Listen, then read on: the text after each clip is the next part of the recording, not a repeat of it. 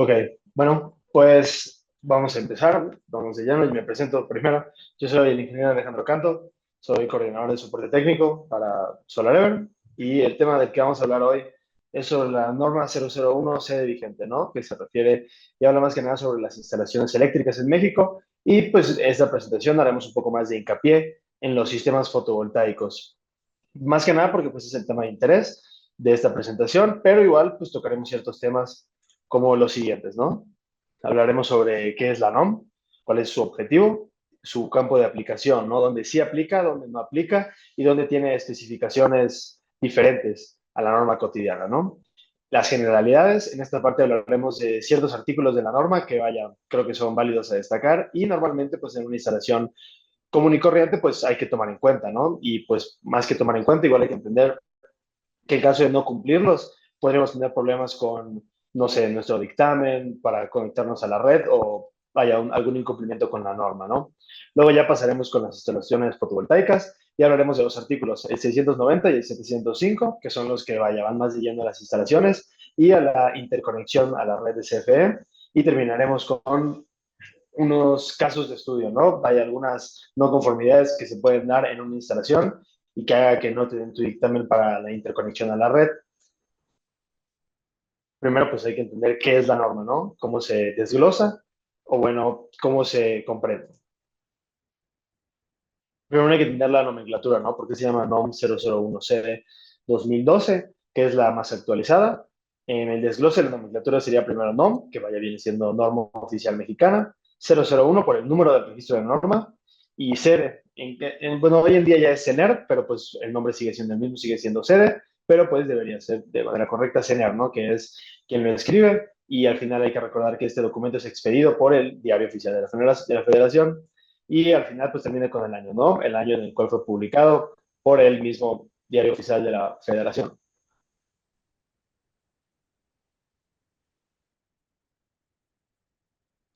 Si lo tomamos muy directo de la norma, ¿no? ¿Cuál es el objetivo que nos dice la norma en las primeras páginas? Pero pues abreviadamente dice que nos va a dar especificaciones y lineamientos para la seguridad de las instalaciones, ¿no? Nos va a decir cuál es el calibre del cable que tenemos que utilizar para que no nos den sobrecorrientes, por ejemplo, ¿no? Todo esto va...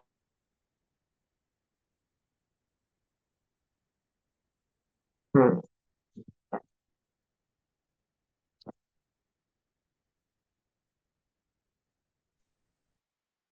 Oye, creo que me está sacando por internet, pero no pasa nada.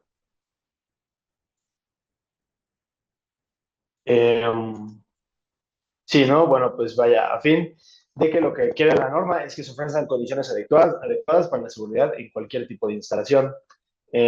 Vaya, nos va a dar especificaciones contra una descarga eléctrica, un efecto térmico. Hay que recordar, bueno, qué es un efecto térmico, por si alguien tiene la duda. Es en ese momento en el que los electrones corren por un conductor calentando, vaya, el mismo conductor. Pero esto pues puede ser normal, ¿no? Por ejemplo, en una estufa eléctrica pues sí es un proceso común, pero aún así hay que tener cuidado y hay que seguir las especificaciones para que no corramos riesgos con estos efectos térmicos en los equipos que nos ofrecen.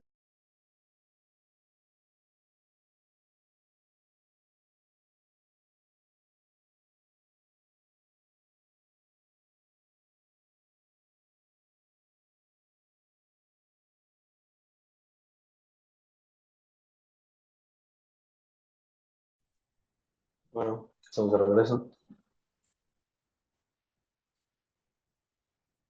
Eh, bueno, las sobrecorrientes y vaya cualquier otro tipo de sobretensiones, ¿no? Cuando hay voltaje además sobre el conductor, igual este conductor se puede calentar y presentarnos, vaya, riesgos, ¿no? Tanto para el instalador como para el cliente final. Que es igual es importante recalcar, ¿no? La no solamente va para el usuario final, sino que igual dicta lineamientos para los instaladores, ¿no? Y para que no, vaya, corran riesgos en el momento de estar haciendo cualquier tipo de interconexión.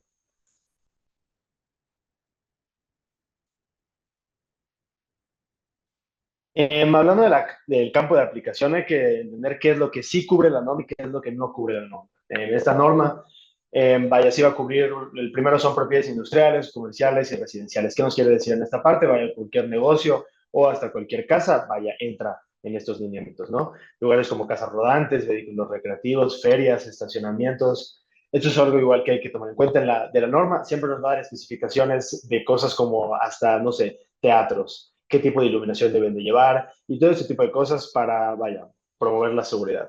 Además que nos dice que cualquier instalación de edificios, alambrados o telecomunicaciones igual van a estar sujetas a esta norma. ¿Qué es lo que no, o sea, vaya, qué tipo de instalaciones no entran en la norma? Serían instalaciones eléctricas en embarcaciones, los transportes públicos eléctricos tampoco están bajo esta norma, las instalaciones eléctricas en áreas subterráneas, como las minas, igual tienen ciertas especificaciones que no están en esta norma, así como equipos de comunicaciones bajo control exclusivo de empresas, vaya, que viene siendo parte un poco más privado, eh, tampoco va bajo la norma. Pero pues si queremos pensarlo más que nada, esto que aborda la mayoría de las instalaciones, ¿no? Tanto industriales como residenciales. Ahora vamos a hablar de las generalidades, ¿no? En esta parte hablaremos de ciertos artículos de la norma que son relevantes en la mayoría de las instalaciones eléctricas, ¿no? Y promueven la seguridad tanto de los usuarios y de los instaladores. Son bastante básicas, pero pues por lo básicas que son, yo siento que de vez en cuando a los instaladores, cuando están en el trabajo, se les va de la mano y se nos olvida, ¿no? Por lo sencillo que parece ser. Por ejemplo, si vamos viendo todos los artículos, hay que recordar que esta norma es grandísima, ¿no? Tiene más de 700 artículos. Así que pues en esta parte solamente tomaremos unos cuantos, ¿no? Hablando primero del artículo 200, es muy importante, ¿no? Porque nos habla del uso e identificación de los conductores de puesto a tierra. ¿Por qué es importante esto? Porque pues de esa manera cuando yo estoy viendo mi instalación, no tengo por qué estar adivinando qué tipo de cable es cuál, ¿no? Aquí ya se sabe cuál es la fase, cuál es el neutro y cuál es la tierra si seguimos el código de colores correcto.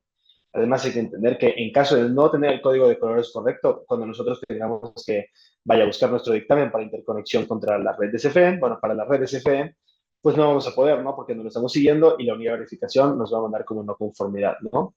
El alcance de este artículo establece los requisitos para la identificación de terminales, ¿no? En el artículo 200 hay ciertos subartículos, como el 206, que nos dice los colores permitidos para los colores de tierra, ¿no? Que serían el verde, el amarillo, o podrían ser tres franjas blancas. Pero hay que entender igual la diferencia entre puesto a tierra y puesta a tierra. Sí, suele ser algo que se confunda, pero pues hay que entender que son diferentes. Cuando hablamos de puesto a tierra, estamos hablando del neutro. Cuando hablamos de puesta a tierra, es cuando ya nos referimos a la tierra. Por eso esta parte igual de la norma puede dar esa confusión, porque pues no dice tanto la palabra neutro, pero pues igual, ¿no? Conociendo la industria eléctrica podemos entender de qué es a lo que se está refiriendo, ¿no? Nos dice que se tienen que marcar los conductores de puesto a tierra, vaya, los que son de neutro, en color gris o color blanco, para poder, vaya, seguir con los lineamientos. Igual nos habla de la polaridad de las conexiones. Esto es muy común cuando se hace una instalación, tú pones, vaya, las conexiones y las clavijas, y nosotros con un detector de polaridad podemos determinar si está bien polarizado o no. En caso de que no esté bien polarizado, pues podemos entender que no se siguió, vaya, el puesto a tierra de manera correcta y pues en dado caso igual podríamos darnos cuenta que los colores que se utilizaron no son los correctos. Otro artículo que es bastante importante es el 220, que igual sigue siendo de los 200, que es el del cálculo de circuitos derivados y alimentadores. Hay que recordar que es un circuito derivado, vaya, la norma lo toma básicamente como cualquier circuito que vaya desde su sistema de protección hasta la toma de corriente, ¿no? Hasta vaya, el enchufe de tu casa. En este caso, si lo queremos hablar más sencillamente. ¿Cuál es el alcance de este artículo? Vaya, cubre los requisitos para calcular las cargas de un circuito derivado, ¿no? Hay varios tipos de circuitos derivados. Ciertos circuitos derivados son combinados y por eso nos dice, vaya, cómo tenemos que hacer el cálculo, ¿no? Hay dos subartículos que podemos aquí tomar a consideración, o vaya, no, es importante recalcar, es el 225, que nos dice cómo hacer estos cálculos, ¿no? Básicamente este nos habla de los cálculos como de tanto de las tensiones y de cómo deberían aplicarse, ¿no? En caso de ser de corriente alterna, nos dice, por ejemplo, que debes aplicarla tu tensión a 120, 240, 440, que pues son las que están estandarizadas en México. Y la 220-12 nos va a decir las cargas de alumbrado para lugares específicos. Esta la destaqué más que nada para que nos demos cuenta de lo específica que es esta norma, ¿no? Esta norma, o bueno, este subartículo, tiene la tabla 220-12 que nos va a decir, por ejemplo, qué tanta iluminación tienen que tener ciertos espacios, ¿no? Qué tanta irradiancia tienen que estar tirando nuestros focos, como por ejemplo en bancos, escuelas o hasta hospitales. Y pues el resto de los subartículos de esta sección se destinan a hablar de equipos específicos, ¿no? Como ya les dije, diferentes tipos de circuitos derivados, pues lo mismo con, por ejemplo, electrodomésticos, ¿no? Esta norma nos va a hablar mucho de las especificaciones que tienen los electrodomésticos, ¿no? No todos van a trabajar de la misma manera y algunos van a tener, mayores números de tensión o de corriente que tenemos que tomar en cuenta para cuando hacemos nuestra instalación. Pasando con el artículo 240, esto igual es muy importante porque pues va muy de la mano con cosas como la seguridad, ¿no? Que este habla de la protección contra la sobrecorriente, ¿no? Se divide en dos. La primera parte habla de los requisitos contra sobrecorriente para tensiones menores a 600 volts y la segunda parte habla para tensiones mayores a 600 volts, ¿no? De esta manera podemos dividirlo, ¿no? Y de los subartículos, pues vaya, ¿de qué nos habla, no? La protección de los conductores, ¿no? Cómo es que lo debemos colocar, qué tipo de protecciones debe tener según sea, vaya, el ambiente en el que esté. No puede ser que esté en un ambiente húmedo, en un ambiente seco. Así que este subartículo nos va a decir qué tipo de cable tenemos que utilizar para garantizar la seguridad dependiendo del ambiente en el que estemos, ¿no? Y la puesta a tierra que tiene que estar, vaya, de manera correcta contra las sobrecorrientes. Al mismo tiempo nos va a hablar de los envolventes, que es igual vaya, importante recalcar porque pues deben instalarse envolventes en todo, ¿no? Gabinetes, cajas de corte o, vaya, ensambles de equipos y también se permite su montaje en tableros de distribución abiertos, alumbrados, vaya, todo ese tipo de especificaciones que nos ayuda contra la sobrecorriente. Recordamos que la corriente vaya muy directamente de la mano del tamaño del calibre del cable. Así que pues si no tomamos en consideración esta norma y no hacemos una selección correcta, pues entonces ya vaya corriente de más puede estar corriendo en un cable que no puede soportar tanto, ¿no? Y eso nos va a generar problemas en la instalación. Hablando del artículo 406, esto nos va a hablar de los contactos, conectores de cordón y clavijas de conexión. Esto igual es, vaya, muy importante recalcar porque pues todas las instalaciones tienen esos contactos y últimamente se utilizan de más, ¿no? Más que nada para cuando son instalaciones como para oficinas y ese tipo de cosas, pues vamos a tener muchas computadoras conectadas o vaya equipos grandes, ¿no? Este artículo trata de los requisitos generales de los conductores y sus denominaciones, ¿no? Nos va a hablar, por ejemplo, del valor nominal y el tipo de contacto, ¿no? Por ejemplo, nos da especificaciones. El valor nominal de una clavija puede ser menor de 15 amperes y de 125 volts o menor de 15 amperes pero con 250 volts. Eso nos dice para que pues no haya pierde, ¿no? Ya sabemos aún así que esto ya está estandarizado en México, pero pues no está de más que la norma siempre nos especifique todas estas partes. Al mismo tiempo nos va a dar los requisitos generales de instalación, vaya, en donde sí se pueden colocar, en donde no, porque pues por más que parezca muy básico, o sea, no lo entenderíamos, pero la norma sí nos dice, no, por ejemplo, no puedes colocar una clavija donde hay una regadera, que parecería chiste, pero en visitas sí me ha tocado, ¿no? Son cosas que sí pasan, y pues vaya, hay que tener ojo nada más, ¿no? Cuando esté haciendo la instalación, que vaya la gente de construcción, no se les vaya a ir la mano y que confundan la parte de los contactos donde no están, ¿no? Por eso es importante igual tener un buen diseño con el equipo de arquitectura para entender dónde van a ir vaya los conductores. Igual nos habla de las placas frontales, vaya las tapas de los contactos, que pues esta parte es muy básica, ¿no? Cuándo sí debe llevar, cuándo no debe llevar, y pues dependiendo igual de la carga que vaya, o si es un contacto especial, bueno, entonces sí deberá llevar su propia tapa, ¿no? Para protegerlo. Esto, pues igual es muy importante mencionar, por más que no esté en la norma, ya estamos hablando de seguridad, hay que entender estos dos señalamientos, ¿no? El de la derecha es el de puesto a tierra pero pues puesta a tierra, y el de la izquierda es de sobretensión, ¿no? Nos están diciendo que tengamos precaución porque pues podría haber, no sé, algún tipo de descarga eléctrica por cualquiera de las razones que hayan puesto esa señal, ¿no? Pero hay que tener bastante ojo con estos señalamientos. Por más que no sean parte de la NOM, digo, ya estamos hablando de seguridad, se me hizo válido, ¿no? De mencionar.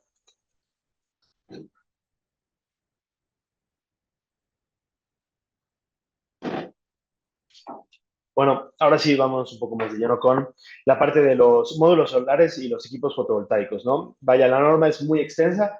La mayoría de la norma habla de instalaciones, ¿no? No va tanto a la parte de energías renovables, pero pues sí tenemos una sección y es muy importante que la chequemos porque pues cualquier instalación fotovoltaica tiene que ser, vaya, checada por una unidad de verificación de instalaciones eléctricas, que es la que nos va a dar nuestro dictamen eléctrico. ¿Para qué nos sirve el dictamen? Para poder hacer esta interconexión con CFE, con nuestro medidor bidireccional, y pues si no seguimos estos lineamientos, no se nos dará este permiso, y pues por eso y por lo mismo tenemos que conocer esta sección de la norma, ¿no? Es bastante extensa, tampoco vamos a tocar todos los puntos, pero pues sí les mencionaré los que se me hacen pues relevantes, ¿no?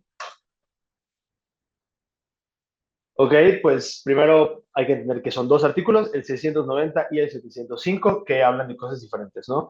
El primero nos va a hablar de los detalles de instalación para los sistemas solares y el segundo nos va a hablar sobre el marco para las instalaciones del medidor bidireccional, ¿ok? Este que nos va a dar o que nos va a hacer esta resta, ¿no? Lo que nosotros generamos contra lo que nosotros estamos consumiendo de la red. Primero vamos con el artículo 690, que son los detalles de instalación para los sistemas solares. Esta parte es muy buena porque nos habla de las definiciones, ¿no? Cómo es o cuál es el nombre correcto o el nombre propio para todas las partes de un sistema. Esto creo que es importante tocarlo porque pues sí se nos da bastante, ¿no? Que se presta confusión. Cuando nosotros hablamos de de una pieza, de un grupo de celdas ya conectadas con un marco ya, sellado, estamos hablando de un módulo solar. Yo sé que se presta confusión cuando hablamos de panel, pero el nombre correcto según la norma es módulo, cuando hablamos de solo uno. Ya cuando hablamos de una serie de módulos, como pueden ver en la imagen, entonces ya es un panel, ¿no? Es un panel de módulos solares. Pero pues yo sé que se presta bastante confusión, ¿no? Las otras definiciones que nos da esta imagen es el de arreglo o fuente de energía fotovoltaica, que viene siendo el arreglo, ¿no? Las conexiones en serie y las conexiones en paralelo que tiene, depende de tu arreglo, tu sistema. Igual nos menciona que es una celda solar, que viene siendo cada una de las celdas que van a comprender el módulo, y no solo los fusibles. Los fusibles son estos sistemas de protección para las instalaciones fotovoltaicas. Igual está el diodo de bloqueo. El diodo de bloqueo, por si no recuerdan qué era, va a ser este diodo que nos va a ayudar nada más a que la energía fluya hacia el inversor y no fluya, de regreso. Ese es su razón, ¿no? Igual nos habla del circuito fotovoltaico de salida, no hay un símbolo de inversor, pero bueno, ya sabemos que toda la corriente directa va a ir hacia un inversor que nos lo va a transformar a corriente alterna, ¿no? Bueno, en la mayoría de las instalaciones residenciales. Ok, vamos a hablar sobre el artículo 690, pero sí haremos un poquito más de hincapié en los subartículos, ¿no? El subartículo 694 es el que nos va a hablar más que nada de las instalaciones, ¿no? ¿Qué es lo que tiene que tener una instalación para que cumpla, ¿no? Con los requisitos de la norma? Primero que nada dice que tiene que ser un equipo aprobado. ¿Qué significa esto? Que todos los equipos destinados para un sistema fotovoltaico deben estar aprobados e identificados para el uso de tal aplicación. ¿Qué nos está diciendo?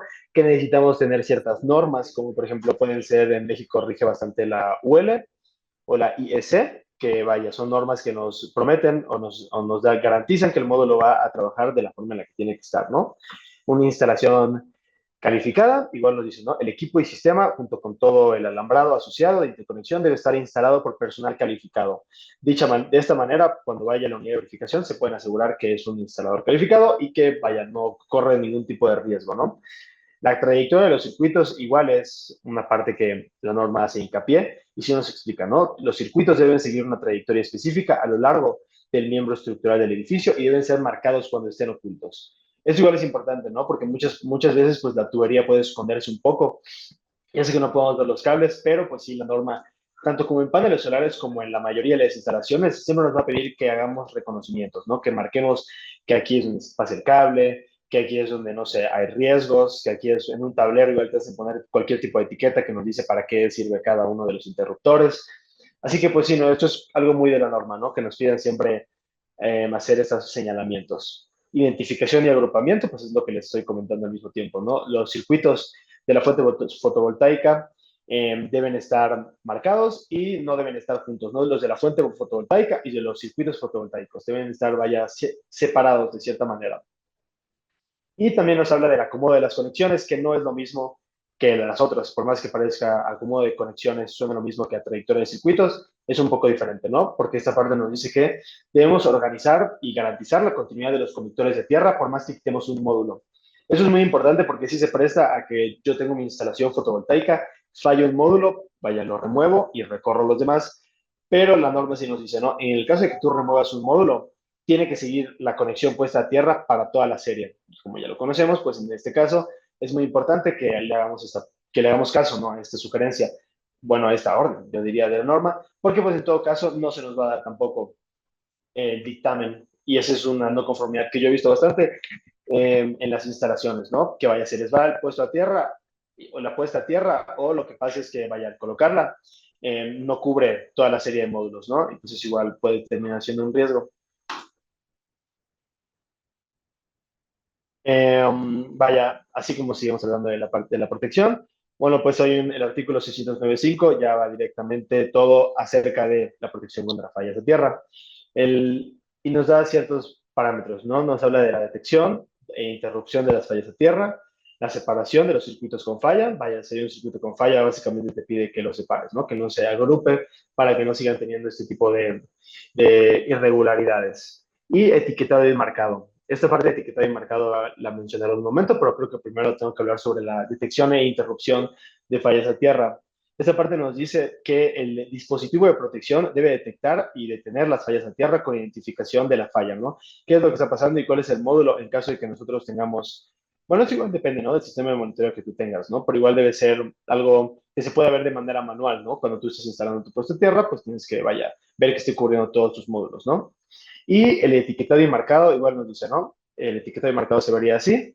Nos solicita, ¿no? Que en el caso de que haya algún tipo de peligro por alguna, no sé, sobretensión de los módulos, tenemos que poner una advertencia que tiene que decir textualmente esto, ¿no? Advertencia, peligro de descarga eléctrica, si se indica una falla a tierra. Los conductores normalmente puestos a tierra pueden estar energizados y no puestos a tierra. Y es curioso porque en las instalaciones o una unidad de verificación, en caso de que sí se preste, sí te obligan a que pongas textualmente toda esta advertencia. No, no es como que solamente puedas poner un símbolo, sí te piden que pongas toda, todo el señalamiento, ¿no? Con el párrafo entero.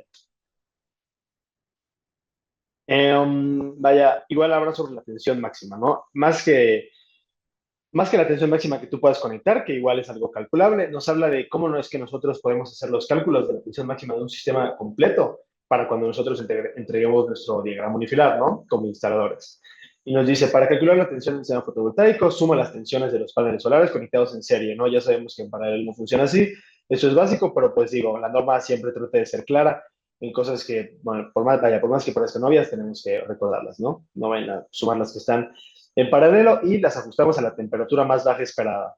Esto es importante porque nos da una especificación de seguridad dependiendo de la ubicación en la que estemos, ¿no? La temperatura más baja esperada no va a ser la misma que tengamos, vaya, en Mérida, que a la que vayamos a tener en Sinaloa. Vaya, sabemos que son climas muy diferentes y por lo mismo tenemos que seguir la tabla 697, ¿no? Del mismo subartículo, que nos va a decir, dependiendo tu temperatura mínima, es, vaya, el porcentaje por el que tú vas a hacer la multiplicación de tu tensión máxima, ¿no? Podría ser por 1.15 en la mayoría, o vaya, números muy parecidos, ¿no? 1.10 o alrededor. Y utilices tensión ajustada, que es la que ya habremos multiplicado dependiendo nuestro clima, para determinar el tamaño de los cables, ¿no? ¿Para qué tenemos que determinar el tamaño de los cables? Pues como para todo, ¿no? Para evitar sobrecorrientes y que no corra una corriente más grande por un cable que no lo puede soportar.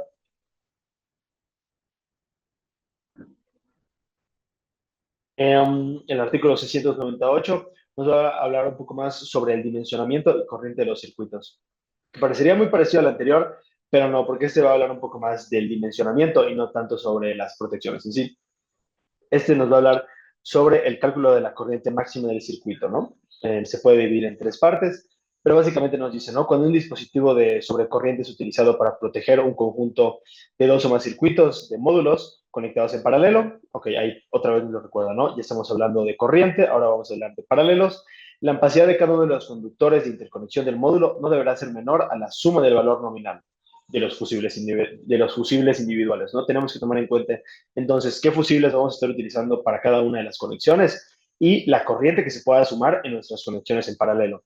Por eso esta parte de la norma nos menciona más los dimensionamientos. ¿Por qué dimensionamientos? Porque cuando hablamos de dimensionamientos, igual empezamos a envolvernos un poco más en los arreglos fotovoltaicos, en las conexiones serie y paralelo, y vaya, en estas protecciones se tienen que tomar en cuenta, ¿no?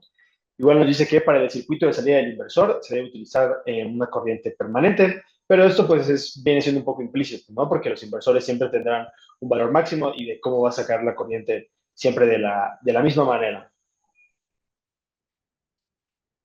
Y bueno, yendo ahora con el otro artículo que se habla bastante de los módulos fotovoltaicos, es el artículo 705, ¿no? Que nos habla sobre el marco para instalaciones bidireccionales con CFE.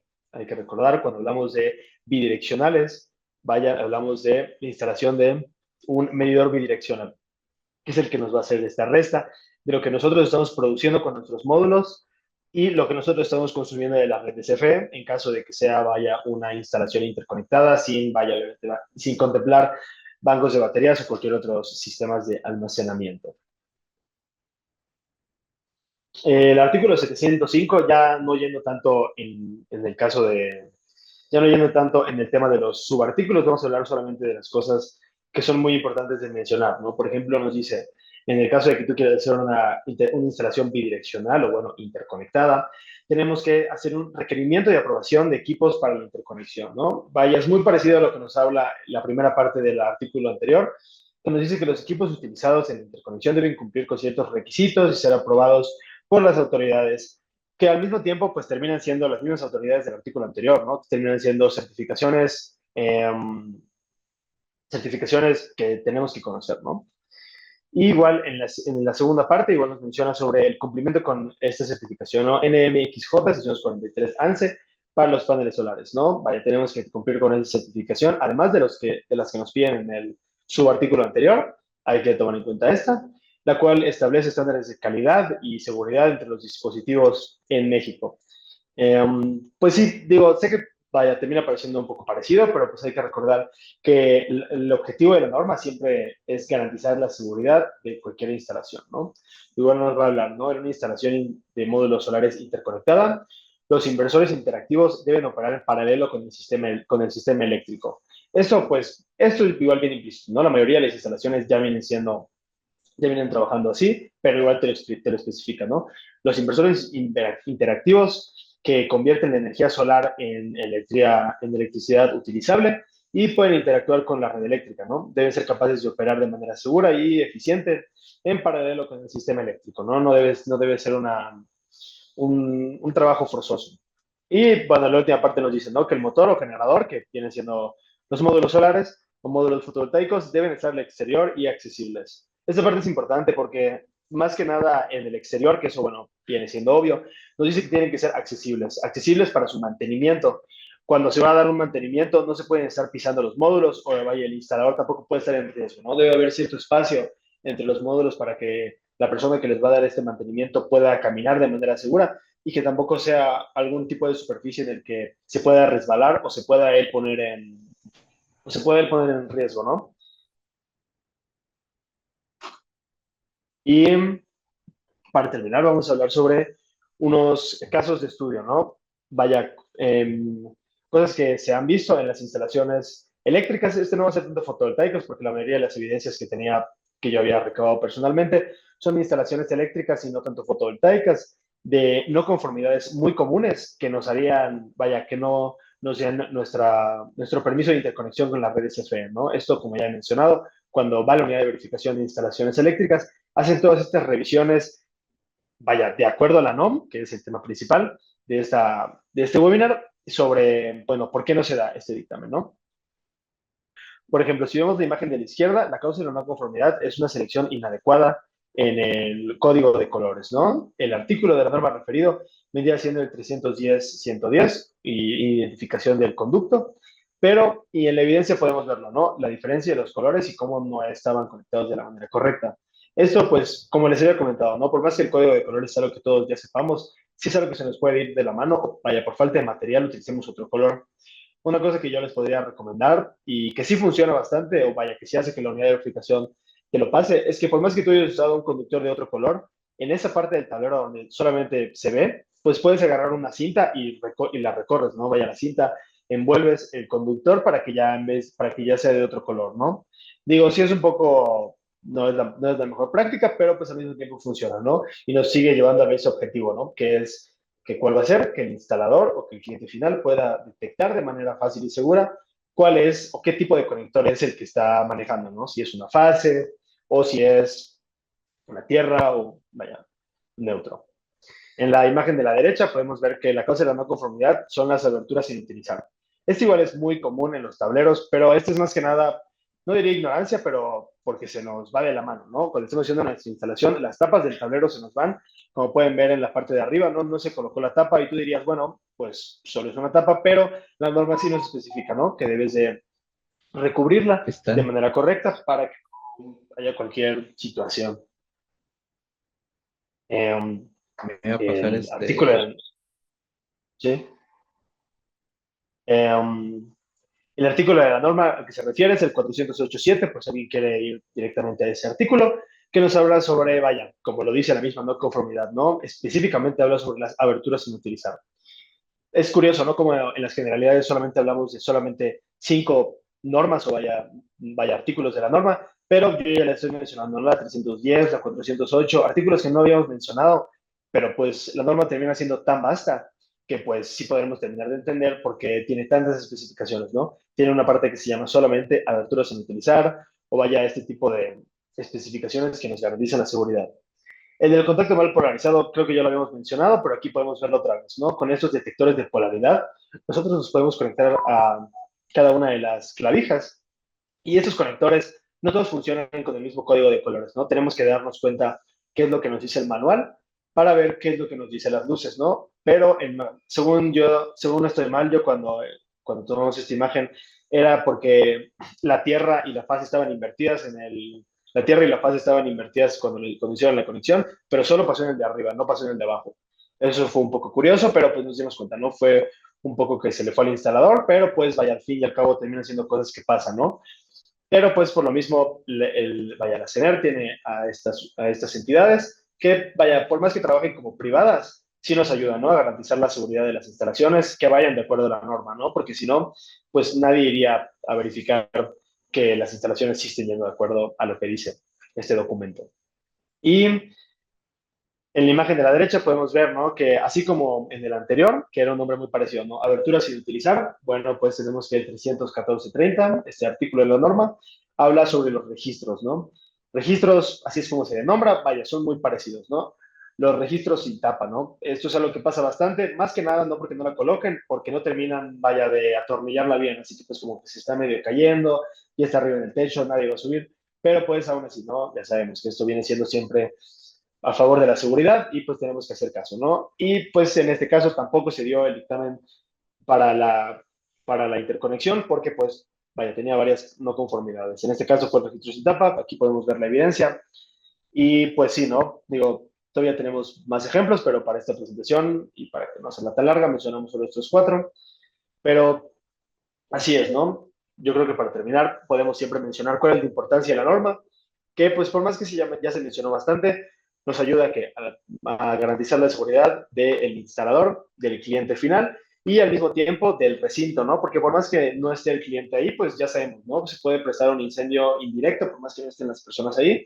Y pues sí, vaya, va de la mano de eso. Y así es, eso termina siendo todo por el webinar de hoy. Aquí les dejo mi contacto por si tienen alguna pregunta, mi correo y mi número, para que puedan hacérmela llegar. O no sé si alguien tiene una pregunta eh, ahorita, al final del webinar. Pueden dejarlo en los comentarios o solo decirlo, supongo.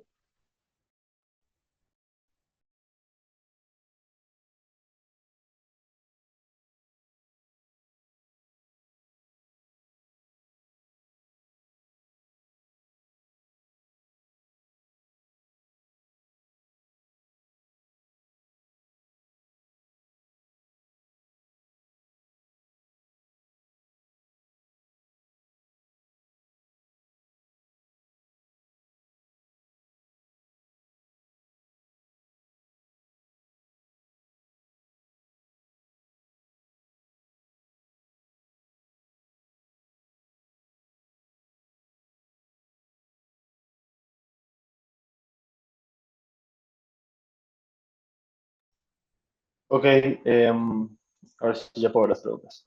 Me disculpa.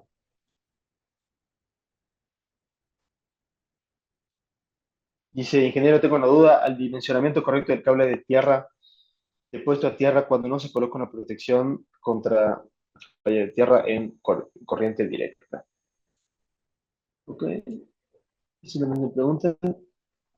Sí, sí, vamos a compartir la presentación por si alguien tiene alguna pregunta, por si alguien tiene, vaya, la quiere repetir, y vamos a responder las preguntas, ¿no? Esta es una duda de Rafael, dice, ingeniero, tengo una duda, al dimensionamiento correcto del cable de puesto a tierra cuando no se coloca una protección contra falla. No sé si puedes formular un poco más exacta la pregunta. Creo que, creo que se me fue allá. No termino de, no termino de ver cuál es la duda.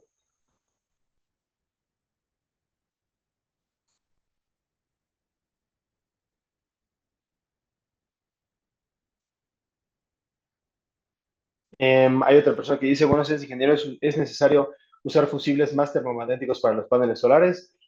Con los termomagnéticos está bien, no tiene que ser la combinación de los dos.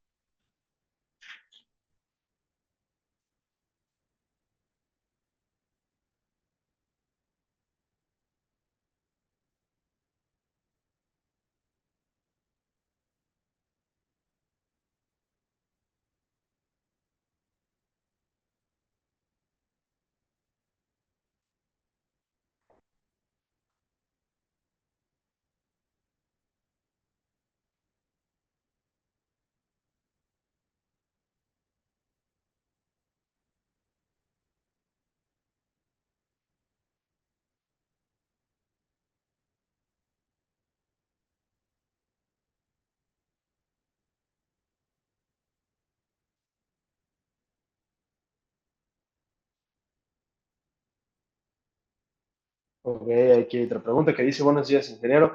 Yo de mantenimiento a sistemas fotovoltaicos y no me ha tocado ver los diodos de bloqueo.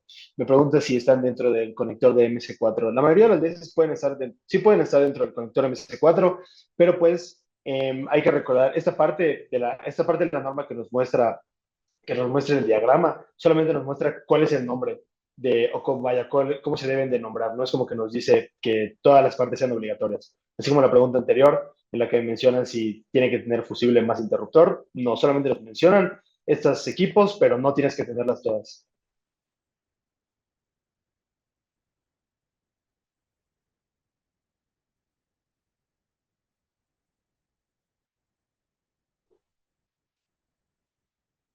Eh, pregunta.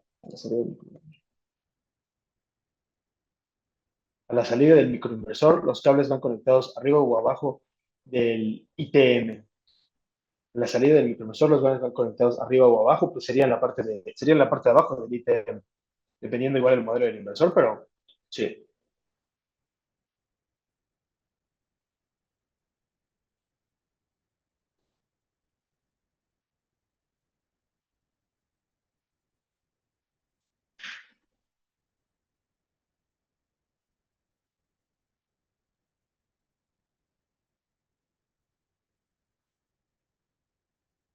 Otra pregunta dice, con el diodo de bloqueo se refiere al diodo bypass que que lleva integrado el panel. No, esta parte no es, bueno, es que hay instalaciones que tienen ambas, ¿no? Diodo de bloqueo y diodo bypass. El diodo bypass ya viene dentro del módulo y sí, vaya, tiene una función muy parecida, ¿no? Nos ayuda a que la electricidad del módulo fluya y vaya directamente hacia los conectores de MC4.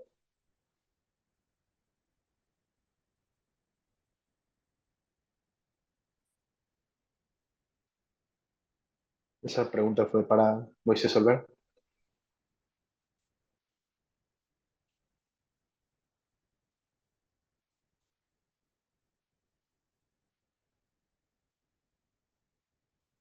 Ok, no sé si alguien tiene otra pregunta. Si se me ha ido a responder alguna.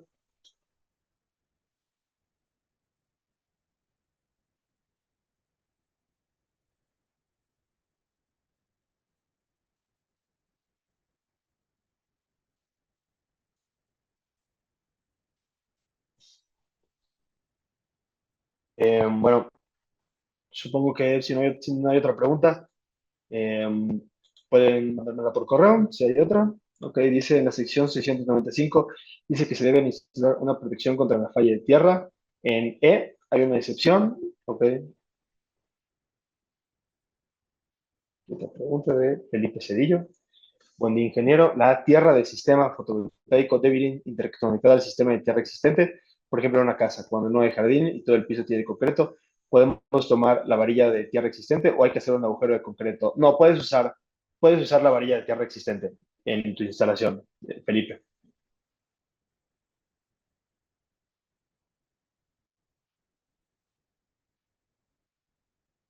De nada.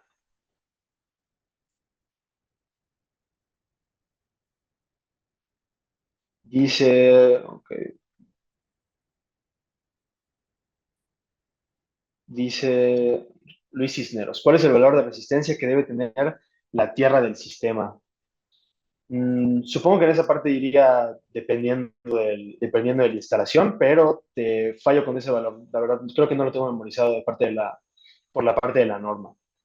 Y, ¿quién más? Rafael nos dice en la sección 95, dice que se debe instalar una protección contra falla a tierra.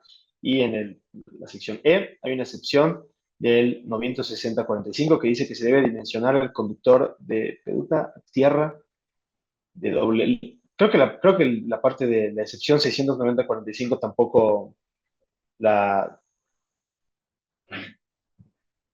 tengo tan memorizada, pero si quieres la podemos revisar y te lo termino respondiendo en un correo.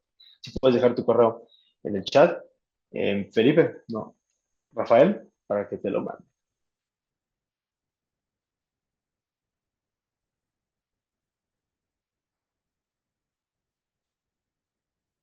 Comentan, es interesante, ingeniero, porque FIDE pide que se tenga un sistema puesto a tierra independiente, pero la ANEC sugiere que el sistema fotovoltaico de la instalación sea la misma. Sí, digo, la mayoría de las instalaciones que he visitado, la mayoría de las veces sí es el mismo, ¿no? No, nunca he escuchado que haya habido alguna situación porque no sé, porque se necesita tener uno apartado. Y Rafael, gracias por compartirme tu correo. Déjame lo guardo para que lo termine, para que pase la respuesta, ¿no? Para que lo chequemos.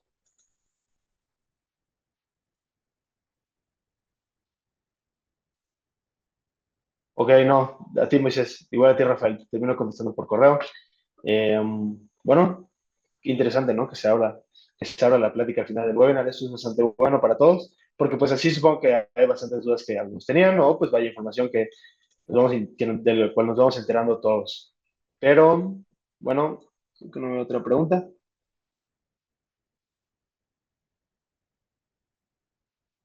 Eh, bueno, pues si no hay nada más que agregar, muchas gracias a todos y gracias por el espacio. Otra vez para SolarEver. Y pues ya tienen mi correo y mi contacto, ¿no? Para cualquier tema relacionado a los módulos de SolarEver. Gracias, ¿no? Buenos días.